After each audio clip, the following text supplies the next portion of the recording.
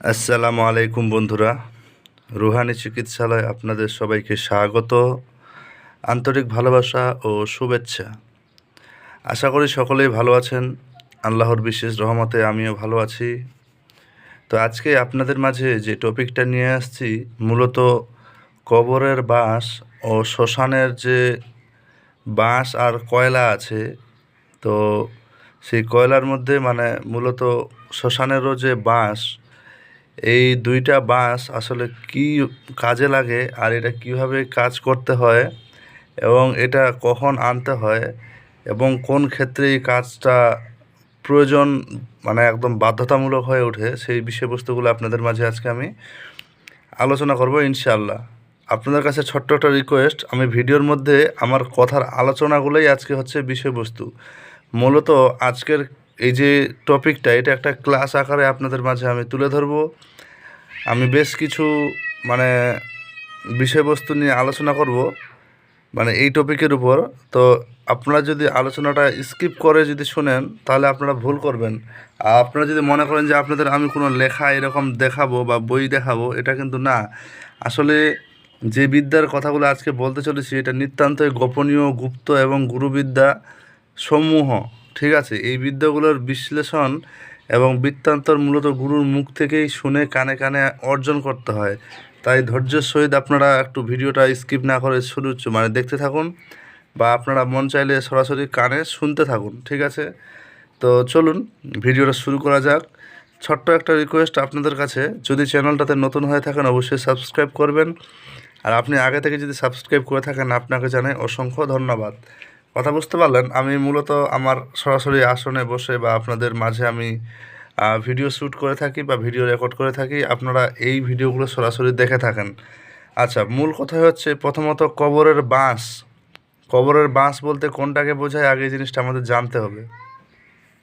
কবরের বাঁশের 2-3টা নিয়ম আছে। একটা হচ্ছে যখন কোনো ব্যক্তি শনিবার কিংবা মঙ্গলবার দিন মারা যাবে, সেই ব্যক্তি যখন কবর দেওয়া হয়, তো কবর দেওয়ার পর যে কেউ সব চলে আসে। এবার বিষয়বস্তু হচ্ছে ওটা আপনাকে চিহ্নিত করে রাখাটা উত্তম। আপ- তো মূলত বিষয়টা আশা করি বুঝতে পারলেন যে ওই কবরের বাঁশ সরাসরি আপনারা তুলতে পারবেন না, এটা আপনাদের জন্য ক্ষতিকর হবে, বা আপনারা ওটা করতে গেলে অবশ্যই আপনারা বিপদের মুখে পড়বেন, স্বাভাবিক। তাহলে কিভাবে কালেক্ট করবেন, এবার মনোযোগ সহকারে শুনুন।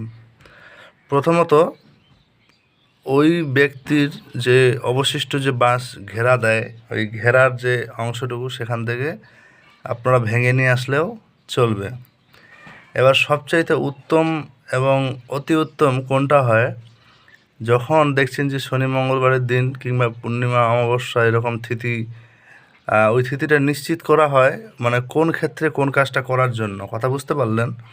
এই বিষয়বস্তুগুলো অনেক রয়েছে, তার মধ্যে আমি আপনাদের মাঝে আলোচনা স্বরূপ বিষয়টা আমি ক্লিয়ার করছি। তো কী দাঁড়ালো, শনিবার মঙ্গলবার পূর্ণিমা অমাবস্যা এরকম তিথিতে রাত্রিকালে আপনি যাবেন, নিশি রাতে যে কবর দেখেছেন যে ভেঙে গেছে, অর্ধেক ভেঙে পড়ে গেছে, সেই কবরের বাঁশগুলো কিন্তু আটকে থাকে বা বেরিয়ে থাকে, ওই বাঁশটা কালেক্ট করলে আপনার জন্য সবচাইতে উত্তম। কথা বোঝা গেল? এবার কালেক্ট করার বিষয়টা আমি কিন্তু বললাম, এবং কালেক্ট করার যাওয়ার আগে যদি আপনার নির্দিষ্ট কিছু বাধা বিঘ্ন বা উপযুক্ত নিয়ম ব্যক্তিগতভাবে থাকে, সেটা আপনাকে পালন করতে হবে। না হলে আপনার গুরুদ্বার থেকে এই বিষয়টা সংগ্রহ করতে হবে। নচেত আমি যেভাবে বললাম সেভাবে গেলেও কিন্তু আপনারা করতে পারবেন বা আনতে পারবেন। এখন ছোট্ট একটা বিষয় আপনাদের মাঝে বলি।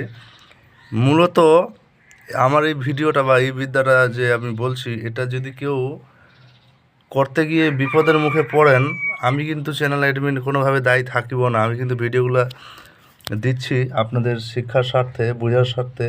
আর আজকের ভিডিওটা নিতান্তই যারা কবিরাজগণ আছে তাদের জন্য, এটা সাধারণ আম পাবলিকের জন্য নয়।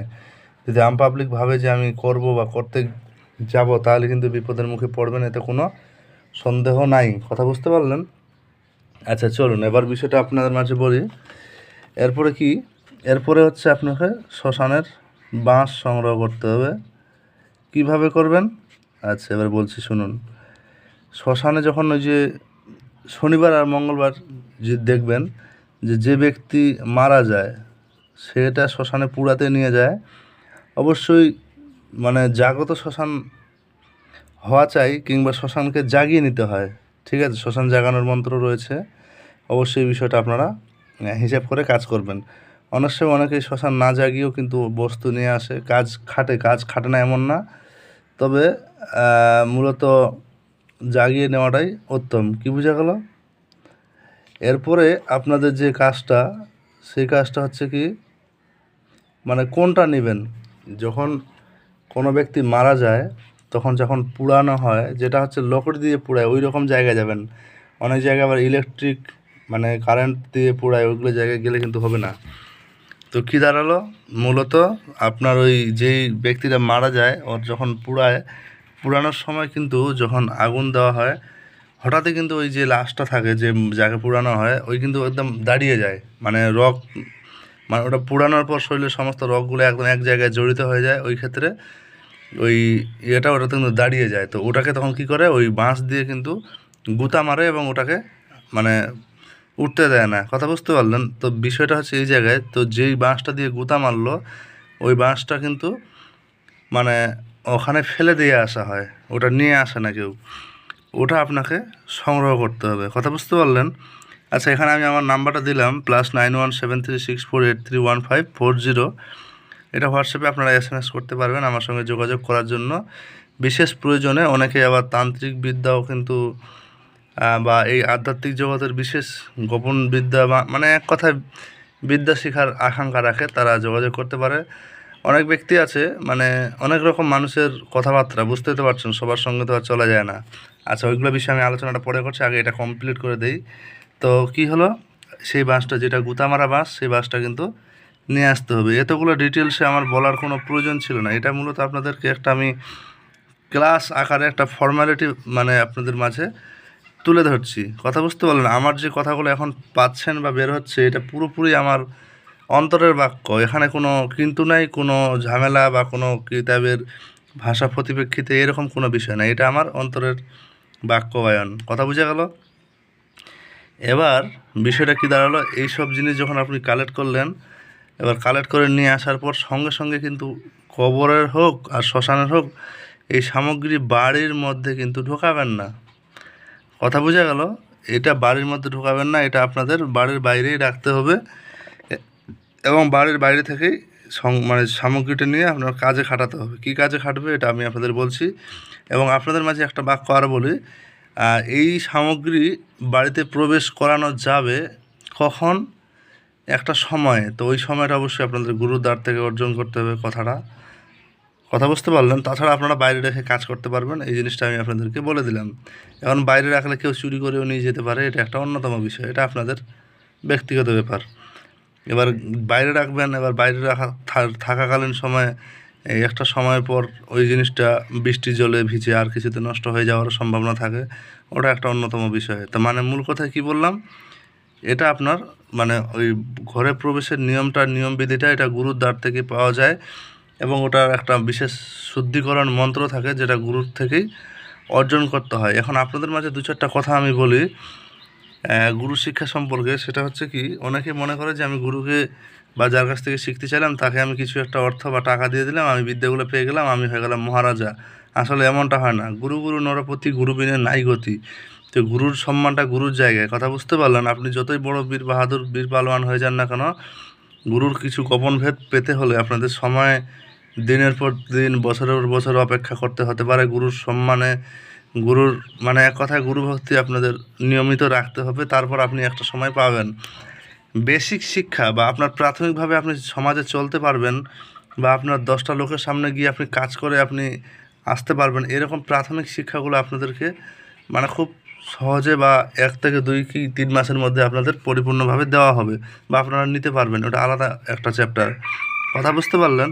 কিন্তু যদি আপনাদের মনে হয় যে আমি একবার শিখলাম চলে গেলাম, আপনি পরবর্তী বিপদে পড়বেন না, এর কোনো কিন্তু ভরসা নাই।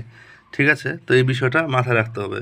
এবার গুরু আপনাদের জন্য খাটবে, আপনার জন্য যখন বছরের পর বছর আপনার সঙ্গ থাকবে, আপনাকে বিদ্যা শেখাবে, আপনাকে কাজ করার রাইট বাতিয়ে দিবে, বলে দেবে, আর আপনি গুরুর জন্য কোনো দক্ষিণা বা হাদিয়া আদায় করবেন না। আপনি ফাও নিজের জীবনের লাভ মানে অর্জন করতে চাইবেন, আর আর আপনার গুরুর দিকে দেখবেন না, তাইলে আপনাকে গুরু কি আপনাকে কেউ শেখাবে না, আপনার নিজের বাপও শেখাবে না। আপনার নিজের বাবাও যখন আপনার দেখে যে ছেলে আমাকে কাজ কাম করে টাকা পয়সা দেয় না, তখন তাকেও কিন্তু ভিন্ন করে দেয় বা আলাদা করে দেয়, তুমি তোমার জীবন কর্ম করে খাও নিজ দায়িত্বে, আমাকে আর কিছু বলতে আসিও না, বা আমি তোমার মানে এক কথায় দায়িত্ব থেকে বঞ্চিত করলাম। তো গুরুর শিক্ষাটার বিষয়টা ঠিক এরকম, ওটা হচ্ছে জন্মদাতা গুরু, কথা বুঝতে পারলেন? এক হচ্ছে সৃষ্টিকর্তা গুরু, এক হচ্ছে শিক্ষাগুরু, আবার দীক্ষাগুরু আছে। এখন শিক্ষাগুরু দীক্ষাগুরু যদি এক হয় তাহলে উত্তম, আর যদি আপনি দীক্ষাগুরু আলাদা নেন তাহলে আপনার তো দীক্ষা দিছে, দীক্ষার গল্প শেষ, এবার শিক্ষার কিন্তু কোনো ভ্যালুয়েবল থাকবে না। আপনি দীক্ষাগুরুর দীক্ষাকে ভজন করতে যাবেন, আর শিক্ষা আপনার ভুলভাল হলে আপনার কি তেজ মারা যাবে। তো এই বিষয়বস্তুগুলো বুঝে শুনে গুরু ধরার বিষয়টা এতটা সহজ না। বিদ্যা যে কেউ শিখতে পারে, কিন্তু বিদ্যার মর্যাদা সবাই রাখতে পারে না, কথা বুঝতে পারলেন? আচ্ছা, যাই হোক, এবার আপনাদের মাঝে আমি বিষয়টা বলি, এটা কাজের যে লাগানোর সিস্টেমটা। আরও একটা কথা বলে ফেলি, অনেকেই আমার ভিডিও দেখে বলে আমি নাকি বেশি কথা বলি। জানি না কার ভালো লাগে কার খারাপ লাগে, এই বিষয়ে বলে লাভ নাই। একটা বিদ্যা শিখতে গেলে ভাই বছরের পর বছর লাগে। আপনাদের 5-10 মিনিট আমি ভিডিও বানিয়ে দিচ্ছি, আপনাদের এটাতে যদি গান ফেটে যায় তাহলে আপনাদের আর শিক্ষা অর্জন করতে হবে না, কথা বুঝতে পারলেন? এটা মূলত যেই কাজটার প্রয়োজন বা যে কাজে ব্যবহার করবেন, এটা সম্পূর্ণ যদি অ্যাভারেজ লেভেলের ভয়ঙ্কর জিন শয়তান ভূত প্রেত আপনার উপর আসর করে বা আপনাকে কোনো বানায় টনায় আক্রান্ত করছে বা আপনার আরও বিশেষ করে ক্ষতি করছে, তো যাবতীয় যে সামগ্রীগুলো আছে বা আপনার যে ট্রিটমেন্টের যে ফর্মুলাগুলো আছে, ওগুলোর মধ্যে এটা একটু একটু করে জয়েন দিয়ে তাবিজ আকারে বানিয়ে আপনি রুগীকে ধারণ করতে দেবেন, এই সমস্যা থেকে চিরতরে মুক্তি পাবেন। কথা বোঝা গেল? তো এতেও এই ছোট্ট একটা টপিক বলতে আমার এতগুলো বিষয় বোঝানো লাগলো, মানে বুঝতে পারছেন? তাও এখনও 2-3টা জিনিস আপনাদের কাছে অসম্পূর্ণ থেকে গেলো। এক হচ্ছে কি শ্মশান জাগানোর নিয়ম, তারপর শুদ্ধিকরণ করে সামগ্রীটাকে ঘরের মধ্যে বা আসনে নিয়ে আসার নিয়ম, এইসব বিষয়গুলো অবশ্যই গুরুর দ্বার থেকে অর্জন করতে হবে। তবে বেসিক নিয়মগুলো আমি ইনশাল্লাহ বলে দিয়েছি, ভালো লাগলে অবশ্যই শ্রবণ করবেন, না লাগলে না করবেন। যদি আপনাদের মনে চায় আমার সঙ্গে যোগাযোগ করবেন, কথার মতো কথা বলবেন, টাইম পাস করার মতো কথা বললে আপনাদের 1বার থেকে 2বার আপনাদের সঙ্গে আমার কোনো সম্পর্ক থাকবে না। বিশেষ প্রয়োজনে কাজে আমাকে যোগাযোগ করতে পারেন, নাম্বার দেওয়া রয়েছে। আর ভিডিওটা যদি আপনি সম্পূর্ণ দেখে থাকেন, লাস্টে আপনার একটা কমেন্ট মূল্যবান করে যাবেন, ভিডিওর কোন অংশটা আপনার বেশি ভালো লেগেছে আর কোনটা আপনারা মানে অপূর্ণতা থেকে গেল, এই বিষয়গুলো বললেই আমি বুঝতে পারবো যে আপনারা ভিডিওটা দেখেছেন। তো যাই হোক, এইটুকুই হচ্ছে বিষয়বস্তু। ভালো থাকবেন, দোয়া রইল আমার জন্য, সবাই দোয়া করবেন। আল্লাহ হাফিজ, দেখা হচ্ছে আগামী ভিডিওতে।